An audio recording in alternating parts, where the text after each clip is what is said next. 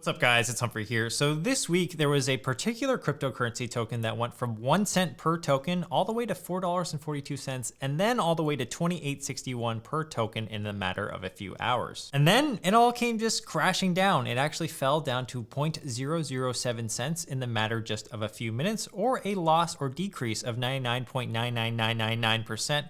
And it was even caught live on camera by this streamer. That is $2.168 trillion. And now the market, it went to zero. If you had any money in this token, you would have been a victim of what's called a rug pull in the crypto world. It's just one of the many types of scams that are out there. So as of right now, in November 2021, we're still pretty much in the wild west of crypto. A lot of scams and fraud still happen in the DeFi space. In the case of the Squid Game token, a lot of unsuspecting investors were not able to pull their money out due to what's called an anti-dumping mechanism that was imposed by the project's developers, meaning that investors could not sell this token. That would really suck if you actually bought this Squid Game token and you would have found out through a Telegram or a Discord message that actually said the following. It said that someone is trying to hack our project these days and that they're not going to continue running the project as they are depressed from the scammers and are overwhelmed with the stress. But then nobody ever heard from them and all the money was gone, so therefore it was a rug pull. So today we're going to talk all about scams in the crypto world, how you can actually identify what a rug pull looks like and other types of scams, and how you can prevent against them, because by knowing this information, hopefully you're going to save a ton of money and heartache down the road. All right, so what is a rug pull? Let's actually put yourself in the shoes of a scammer first. So let's actually pretend you're starting a scam token. You can create an infinite amount of tokens, but you actually need new investors to trade that token. Now to do that, you're gonna put your scam token and another type of cryptocurrency such as Ether into a liquidity pool. The pool basically lets new investors come in and trade their existing Ether for the new token. As more and more investors pile into your token because of hype, marketing, speculation, FOMO, whatever you wanna call it, that's when you, the scammer, can decide to pull everything out of the pool, including all the Ethereum investors have been trading in your pool for your tokens. Basically, once enough people have bought the coin, the scammer runs off with the money and leaves you with the worthless token. Now it's called a rug pull because pretend you're just standing on a carpet minding your own business, but then someone that really sucks comes along and pulls the rug out from under your feet. That feeling definitely sucks. You probably fall, you've lost your support, and the same thing can actually happen in the cryptocurrency world. When a rug pull occurs, the support is completely lost and therefore the price drops to basically zero, and that's exactly what happened with the Squid Game token this past week. So then the question becomes, well, how do you protect yourself? There are so many red flags that we should be looking for whenever a new crypto project is launched, and that's actually what I want to share with you guys today, because if you're aware of these red flags, it should help you protect against future scams and rug pull projects. So first things first, a preventative measure. If you just want to avoid rug pulls altogether, I would just stick to investing in the top 100 cryptocurrencies by market cap. These are going to be the largest 100 cryptocurrencies, and the best protection is just to not trade any small or new coins at all, and the top 100 are likely to be very safe because scammers don't usually make it to the point where the market cap of their project is larger than $1 billion.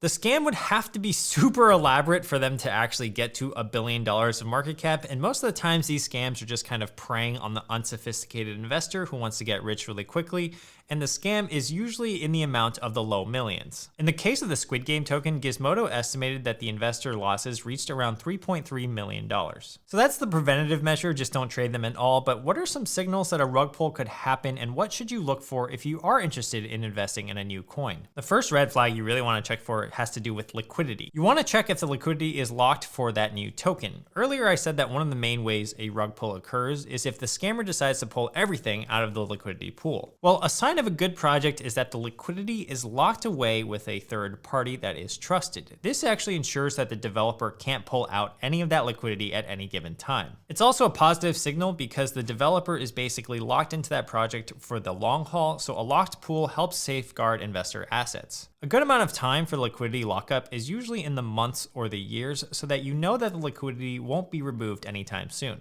A good resource to use is a website like team.finance or rugdoc.io, which I'll link in the description below. That's where you can basically look up liquidity lockup periods for any type of token. Now, if you can't find any information on those two websites, I'll actually have a step-by-step guide that I'll link in the description below for you guys, which will actually just show you how to check the liquidity lockup of a project through the smart contract feature. The other option that you have is to go into the cryptocurrency project's Discord or Telegram group and just ask them for the lockup contract that you can look up. If the project is legitimate and the leadership is transparent, they should have no problem providing this information. Now, speaking of transparency and leadership, you really want to do your own research when it comes to the team and the people that are working on that project. In the case of the Squid Game token, which was rugged, they named someone called David Canny as the CEO, who was described as a UC Irvine alum who had 5 years experience at Netflix, but in actuality, no such LinkedIn profile actually existed. There were also other executives named on the website that drew blanks on Google as well. So as a general rule of thumb, if you can't find any legal information, such as the company's name, real names of people involved, track records on cryptocurrency, it's usually a red flag and should be avoided. If you go through a website and have more questions rather than answers about the team, or if the founders are anonymous, it's likely a project that you should stay away from. Now, here's an example of a good website. If we actually scroll down on the Polkadot project's page and we go all the way to the bottom, we'll actually find their About section. And if you click on this, you'll actually find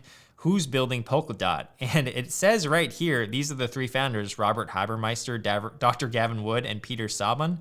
They clearly have real faces, a real background. And if you actually look them up on Google, which I bet if we looked up Dr. Gavin Wood on Google, we could see that he is a computer scientist from England and the co-founder of Ethereum and creator of Polkadot and Kusama. Now that might seem a little bit elementary, but you'd be surprised at how many people don't check on this stuff when the price of something is going bananas. Some people just like to shoot first and ask questions later, but when it comes to investing, especially in small crypto projects, I can't emphasize this enough, guys. You gotta do as much research as you possibly can before yellowing your paycheck into it. The next thing that you should check out is the project's white paper. A white paper is the document that details the entire project's plans, roadmap, technical specifications, and more. It's basically like an overview document for the entire project. A good project will usually have a robust white paper, usually with stats, diagrams, hard data on the problem that they're trying to solve, and more. If we look at Polkadot's white paper right here, you can actually tell it's quite robust. It's technical. There has a lot of diagrams and statistics, and you can tell that they have actually laid out this project in great detail.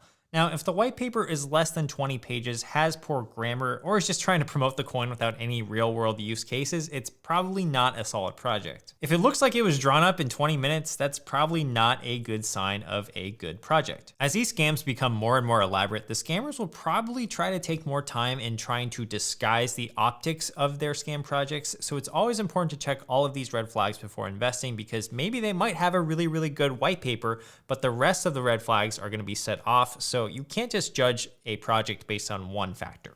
The next thing that I would actually check are the wallet holders. You can check this on Etherscan or BSC Scan, which are smart contract explorers, and by typing in the project's name, you can see how many wallets are holding most of the tokens. If you see the top 10 wallets holding the majority of the tokens, or if you see that wallets have a concentrated position in that token, it's something to be wary of. Let's say, for example, one person has 25% of the total supply in their wallet. That could be a sign that you should be a little bit cautious. Even if it's not a rug pull, whales with too many tokens can be a danger to the project, because if they decide to sell at any given time, the sheer amount of the tokens that they actually have could materially impact the price of that said token. Another common thread that many rug pull projects have is they rely heavily on marketing and not so much on the technicals or the actual quality of their project. If a project seems more focused on marketing rather than actually working, it's not a good sign.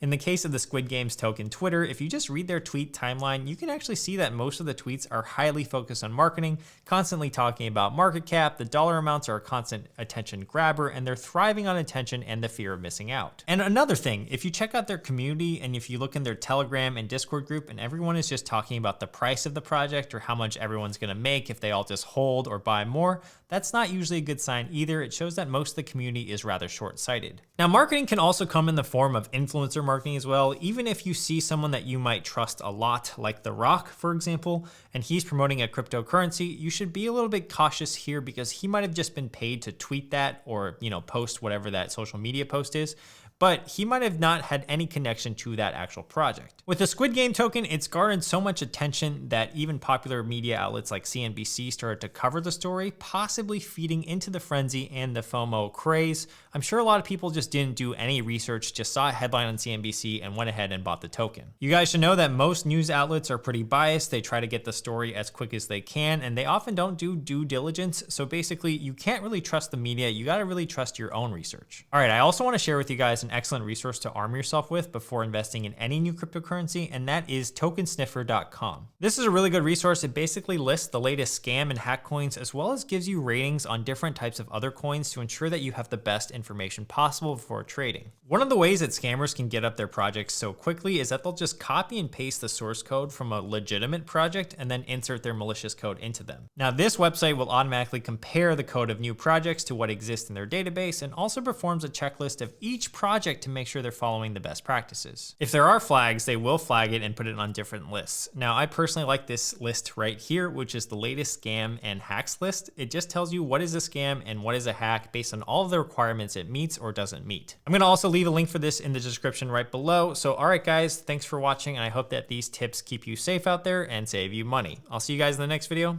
Peace.